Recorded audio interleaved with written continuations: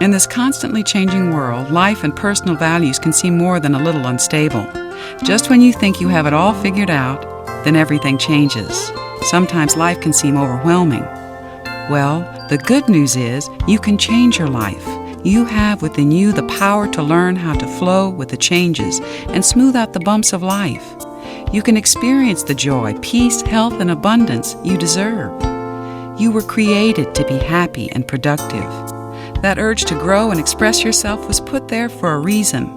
Learn the spiritual principles that can help you not just to survive, but thrive in this changing world. At Unity, we'd like to help you do just that. Imagine a spiritual path that honors the universal truths in all religions, that sees we are all one. Imagine a movement that respects each person's right to choose their spiritual path. Imagine a spiritual movement that empowers and unites rather than divides. This is Unity. For more than a century, Unity has offered a positive, practical, and progressive approach to understanding and applying the teachings of Jesus and other spiritual masters. Each and every person has inborn God-given powers. We can change our lives by learning to use these powers consciously and intentionally. The way we use or misuse these powers shapes our reality. Connect with your higher self. Connect with the divine.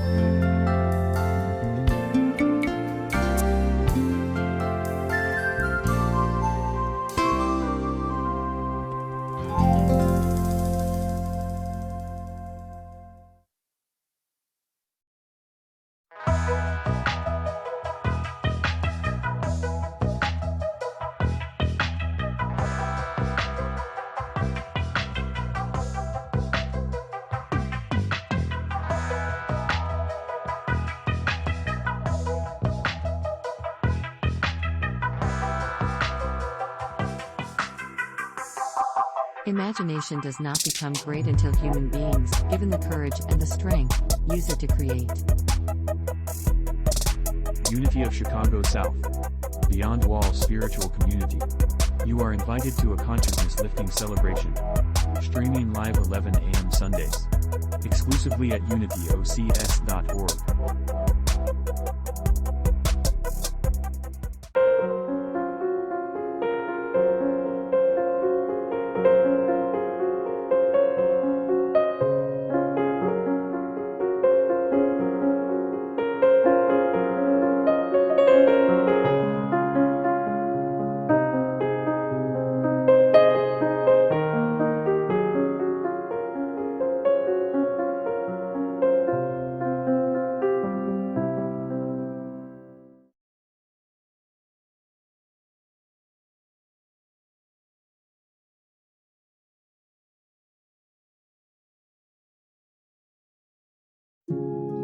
As you listen to the sound of my voice, gently close your eyes and place your hands in a comfortable position, relaxing more and more with each breath.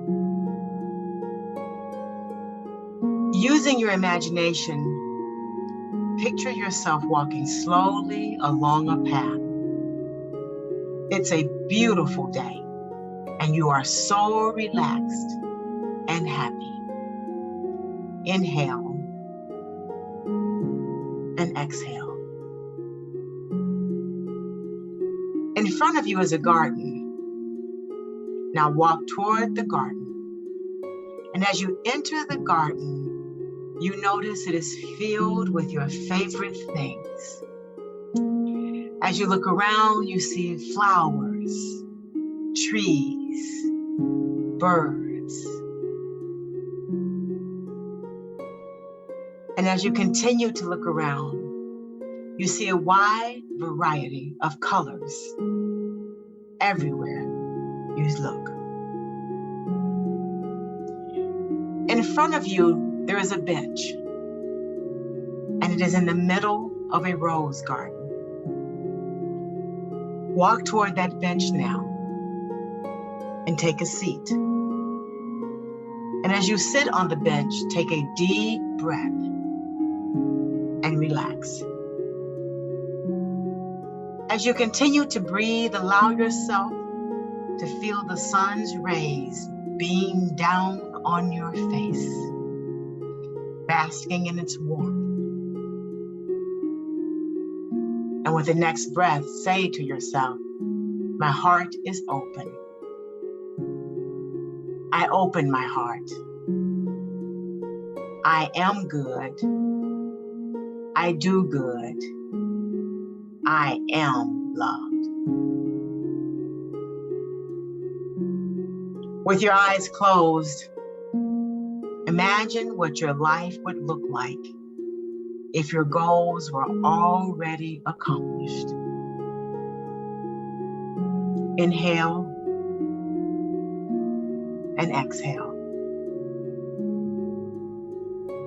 Inhale and exhale. If your eyes were open with this goal having happened, what do you see? What colors? What shapes? Where are you? What are you wearing? What do you smell? Who is with you?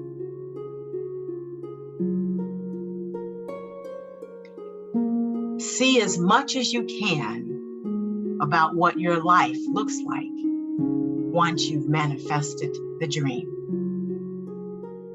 Inhale and exhale.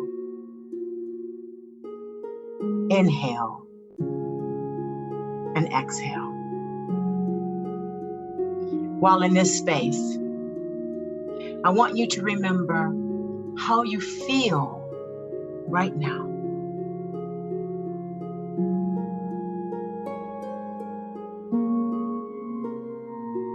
With the next breath, open your eyes slowly with the memory of your message.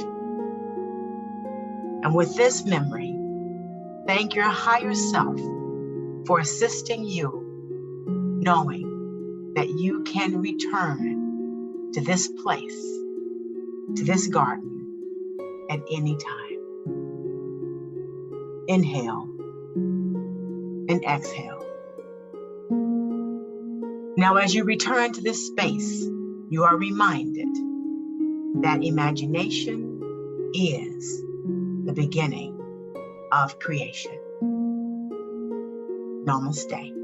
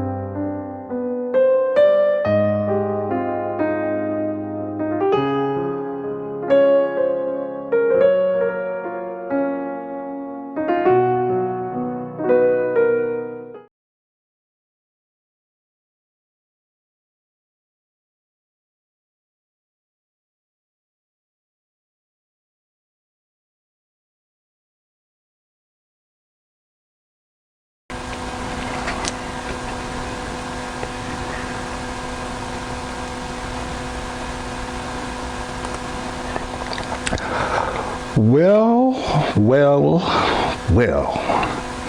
Good day.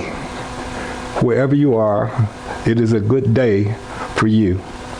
I'm Reverend R. Ken, and I want to welcome you to Unity of Chicago South Beyond Walls Spiritual Community Sunday Celebration. I want to remind you to visit us at Unity of Chicago, unityocs.org, for various materials to help you on your spiritual journey of unfoldment to be better so you can do better. Wow. The opening today was just so outstanding, so on point. Not that it is not when the other contributors, Reverend Bobby, Reverend Bonnie, provide their meditation. But today, with the particular song, Let Go of the Shore, you're going to hear that you do have to let go of some things in order to use your imagination. Reverend Stephanie talked about the idea that you have to see that it's already there. That's scripture. Scripture saying that faith is what? The realization, the perception that you already have it, right? Absolutely. And then, of course, the feeling that you can go to the garden, but the garden is a feeling, and you need a feeling to motivate yourself, to motivate your energies into moving forward. And then finally, I just want to say thank you all for being here today. And I want to thank you all also for the people that have sent in information such as you might need a little light here, or you might need to do this, or we can't hear this or that. Those things help. So I really appreciate that. Keep it coming. That lets me know that you're watching. And my final point is sometimes the people that are here every Sunday want to kind of move past the opening because they've heard it so many times and they want to get into the talk. I can appreciate that because I was one of those people that tried to make it into the building, the church building, when the message started. So I can definitely appreciate that. And I want to say that if you come in the area of good shape to get the affirmation of truth and most of the songs, which we're trying to make some new stuff happen, and then into the rest of the service. So that's my housekeeping piece. Right now, it's my time to remind you that there is a power, an infinite power, and it's there for each who seek it. No matter your race, gender, or religion, you can believe what you may, but you must know that the source of the universe is also the source of each of us. Therefore, the principle supporting the stars is the principle supporting and available to each of us. As I declare this statement in the first person, I declare it for all. I am open and receptive to this divine living principle, Father, Mother, God. I am grateful. This is my declaration. This is my truth. As I accept it, so it becomes. And all is well and well indeed. Today's poem is right on point. Imagination. It was written by Sherry Ashbury. When the day is dark and dreary, and my hopes are sore and weary, my go-to guy gets me through, and he doesn't have the least clue. 'Cause he lives in a place within my mind where I can sin and win.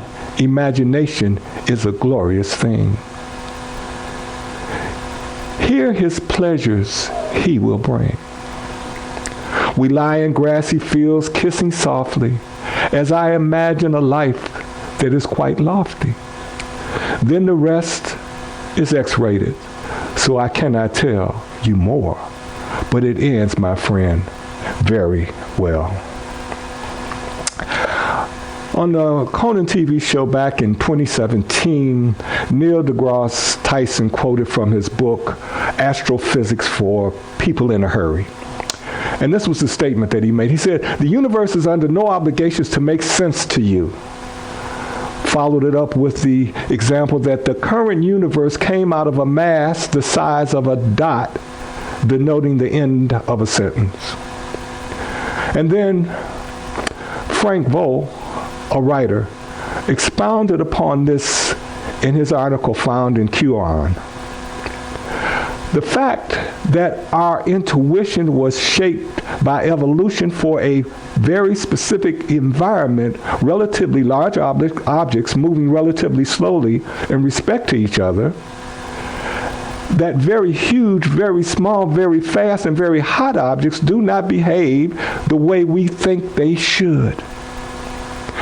We cannot use intuition to understand the universe because the universe outside of a tiny, simple sample doesn't work the way we think it does.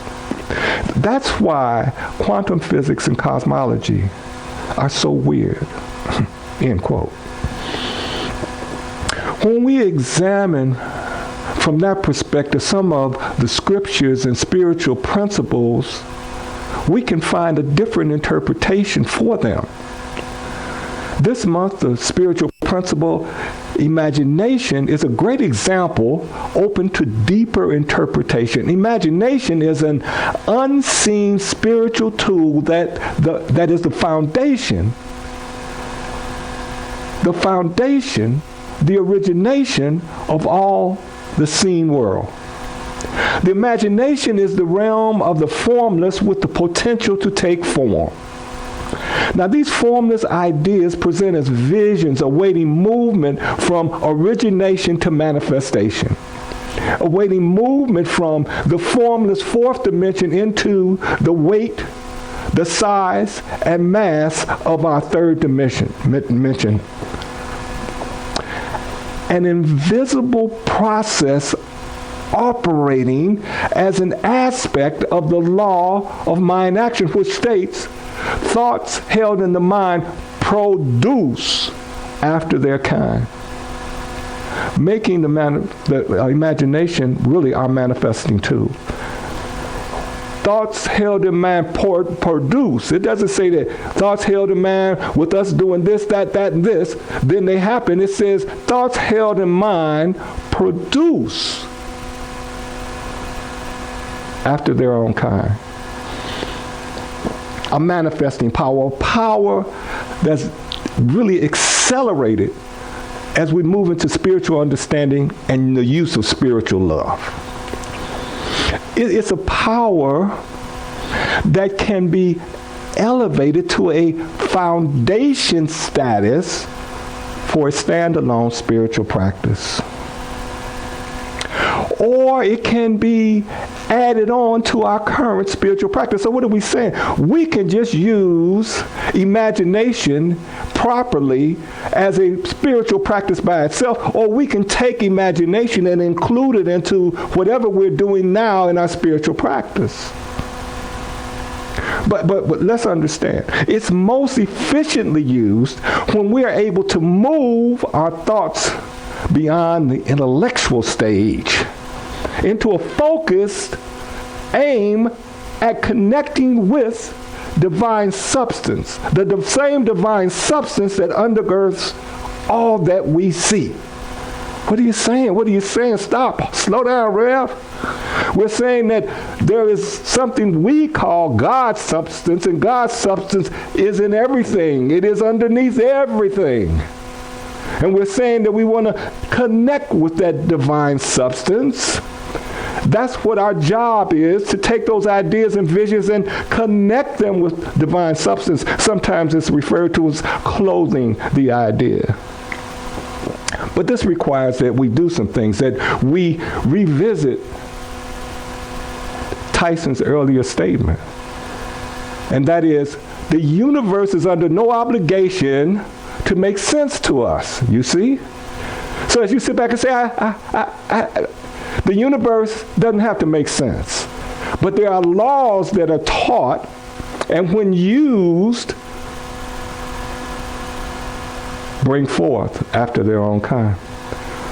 Now what we're talking about is a formula of the invisible idea moving into visible, and it's activated by the use of various laws, and one of them being the law of mind action, or planting a seed and holding it in mind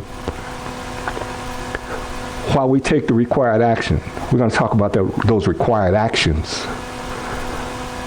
Now that's one method. There's another method, and that method is being open and receptive to an idea or vision, and allowing it to move through us as we accept and act upon the accompanying guidance. What are you saying? That when we get an idea, there's some guidance with it, and if we just focus on the guidance to bring it forth, we are moving in concert with the process. See, neither one of those methods, the idea of the law of mind action, or we get an idea and we work with the idea by using the guidance that is brought with it and working that guidance in our life, neither one of those methods require us understanding for it to work. As long as we have enough understanding to not allow ourselves to get in the way. When we do that, we have met the most important requirement, moving ourselves out the way. See, neither method requires, I don't have to know, in other words, that it makes sense to us. Again, if our compliance changes, that acronym, that EGO acronym, you know what it says. Ego, edging God out. If we can change that, edging God out of the situation, to invite God on board into the situation, we are in a better position to flow with the manifesting process, It is not us manifesting, it's a process that we can flow with. See, these examples, as well as others, can be cited as we look at two positions in consciousness. So what are you saying? There are two positions in consciousness that will help us allow the flow of manifestation to come through us. Who or what have you imagined? Who or what have you imagined the Creator to be? One. What is your level of faith in the image that you've created? What is your level of faith in the image that you have created for the Creator? Again, faith what? Is the realization of things hoped for, the evidence of things not seen, and comes from Hebrews, of course. In this case, it is faith in the unseen manifesting process of the unseen into the seen. Let me say it again. In this case, I have faith in the process of that idea, of that thought, coming forth into my life experience. I have faith in it. Now, once I have faith in it, I'm open to the compliance, the directions that I get, and being able to comply to those directions. You see? But even with faith, face challenges, expecting our own imagination faculty to successfully bring forth the good we seek. I know I'm talking to a few people saying, buddy, I've done that before and my imagination failed me every time. What's the challenge? And sometimes if we look at it, the challenges really are overcoming the past unsuccessful attempts. And saw, which we may have created in consciousness. You know, we in consciousness we say, oh, I didn't get it, now I'm doubtful. I don't believe in the imagination. I don't believe in that process. I lost faith in the process because it didn't happen. It may seem like, yes, sometimes it happens. Sometimes I get it. Sometimes it works. But other times, and they seem even more important than the times that it does work, it doesn't work. I want to say to you today, whatever the reason may be, if we just take a step back and make this declaration, we begin to free ourselves from that. That was then, this is now. That was then, this is now. See, this universal process does not owe us an explanation on why it did not manifest in the past, or owe us an explanation of the failure of our own past endeavors to bring forth the desires we choose. You see, that was then, say it with me, that was then, this is now. You can choose to use your imagination faculty to practice the presence of the presence in the present. I know what it sounded like. It's not, though. You can use your imagination to practice the presence of the presence right now. Right now. You can imagine that image that you have of the Creator that you brought forth, your creation of the Creator. You can take that and practice with the imagination. Okay, I see that divine presence right here in my life right now. Right now. The presence, present, right now.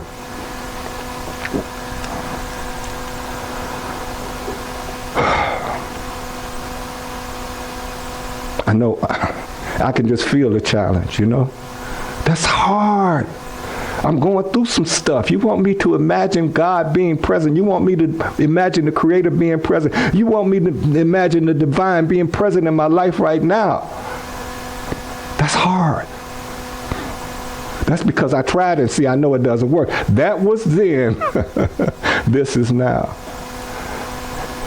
See, what we have to do to the level that we can, there's no special level.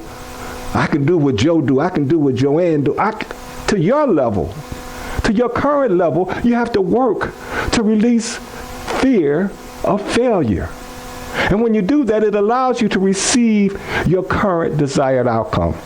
You have to work to release, we talked about that in the past, work to release, not overcome, work to release fear of failure so that you can open yourself to receive your current desired outcome. You have to remember, you are a spiritual heir to the Most High. And whose you are an activity. You're an heir and activity of the Most High. An heir and activity of the Most High. Living, moving, and having being in the mind of the Creator. Right now. That was then, this is now. Work to commit to immersing yourself in the creative process that you are heir to. Know that through proper use of the spiritual faculty of imagination, the scales fall away from your spiritual third eye. The scales fall away from your spiritual third eye as you practice the presence of the present right now. In the face of the challenges and past disappointments, we sometimes forget the victories, the overcoming that we have had. But we're reminded in Galatians 5:7, ye were running well. Who hindered you that ye shall not obey the truth?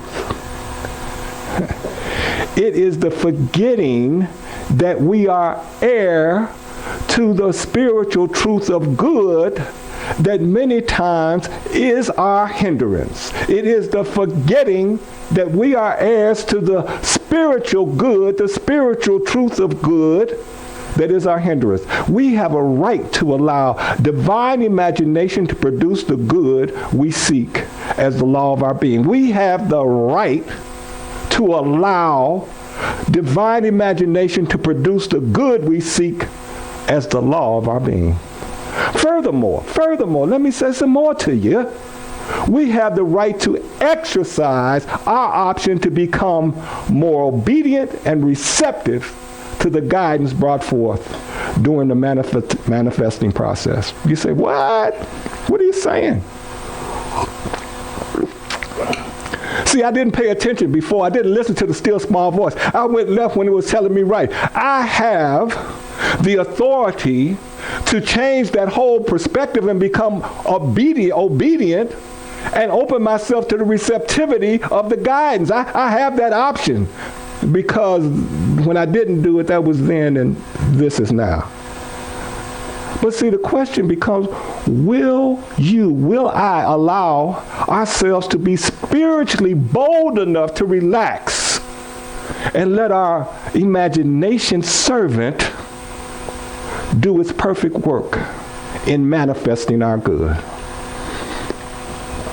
In Mark 11, we're reminded, therefore I tell you, whatever you ask in prayer, believe that you have received it and it's yours. Believe that you have received it requires imagery or imaginations of the presence of the desire being present now.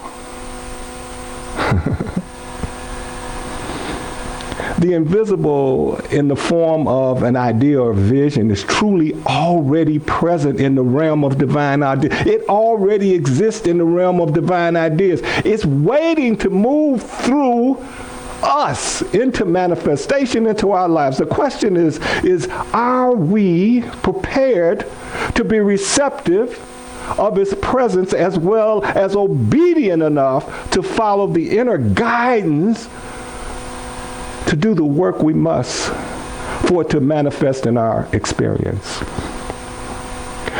See, we are the path for expression.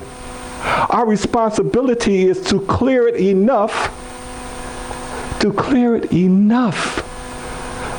that the expression can manifest into our experience. To clear it enough. Sometimes we want to get everything perfect and straight.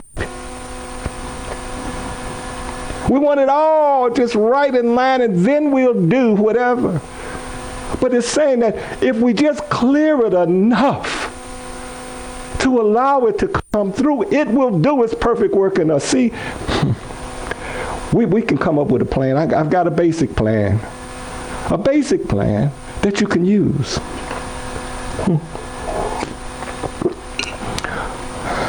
One that will help you, assist you, consciously connect with the invisible creative energy. First of all, what do we have to do? We have to understand that was then, this is now. Except that it is not a trivial pursuit or a trivial process that we're working with. Imagination is not daydreaming. It is not a trivial pursuit. It is not a trivial process. It's a serious process, and we need to accept that no matter what was then, because we're in the now. And then we want to accept our role in the process. And that role is to allow the transformation of the fourth dimension image or vision into the third dimension presence. But it only happens idea into manifestation through us.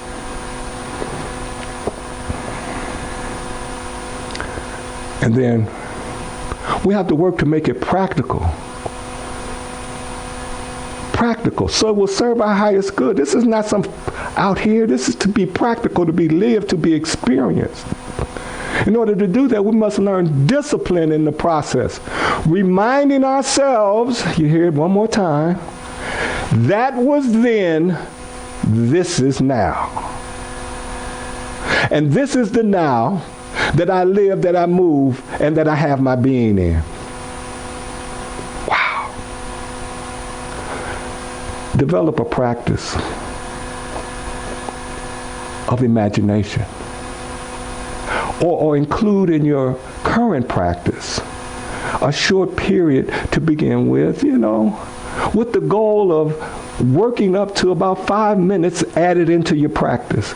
And if you're going to use imagination as a standalone practice, the same thing. Start with the idea of moving up into a 5-minute period of imagination. Practice. Well, how does this work? This period is a period of holding that pure idea that you have of what you want, or that pure idea that has come to you, that pure vision. Holding it in mind, holding it in that imagination, but holding it without past prejudice or current judgment. It never worked before. That's not a good idea. Past prejudice and current judgment.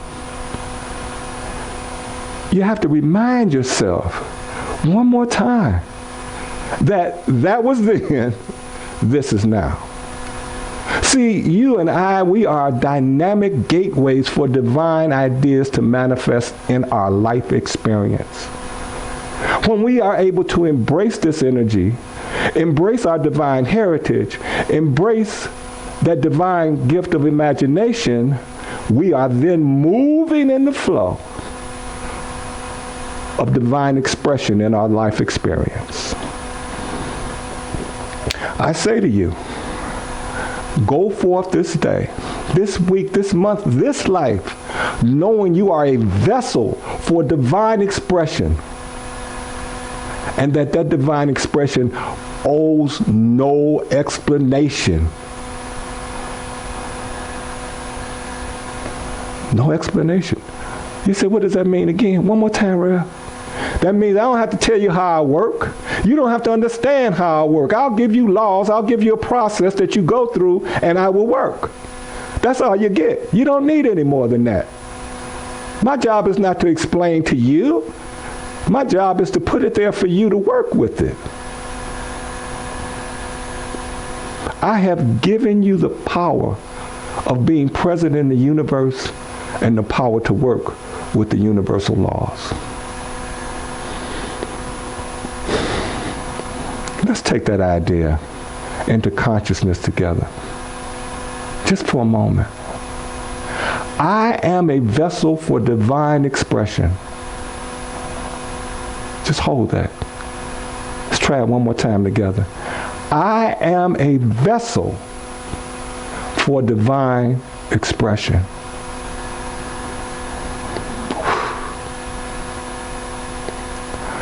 I want to thank you so much for joining us for this Unity of Chicago Beyond Walls Spiritual Community Celebration.